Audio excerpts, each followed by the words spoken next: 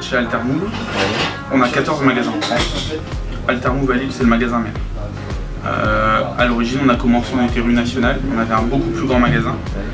Maintenant, on a fait le choix d'avoir des magasins plus petits, mais avec une offre plus centrée sur la mobilité urbaine.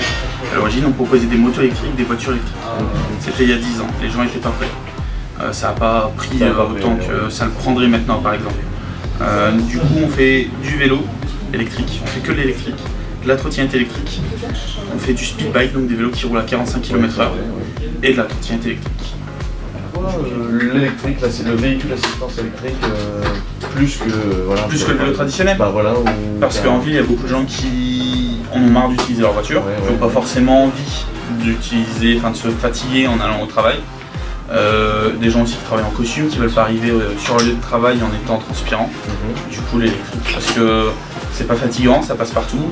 Peu importe les bouchons, on peut même emmener les enfants à l'école. On a beaucoup de clients qui emmènent leurs enfants à l'école et qui après vont travailler en vélo assistance électrique.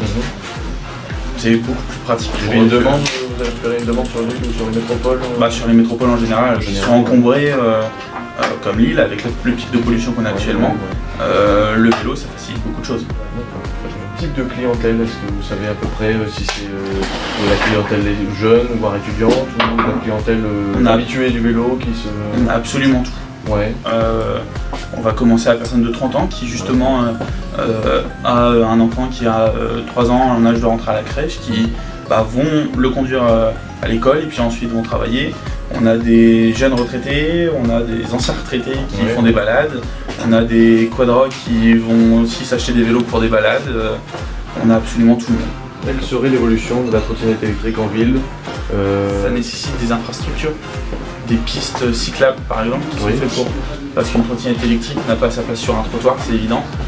Et sur la route, les voitures laissent que trop de place en fait, mais que ce soit une trottinette ou un vélo. On va toujours conseiller aux gens de porter un casque aujourd'hui, même si c'est pas une obligation.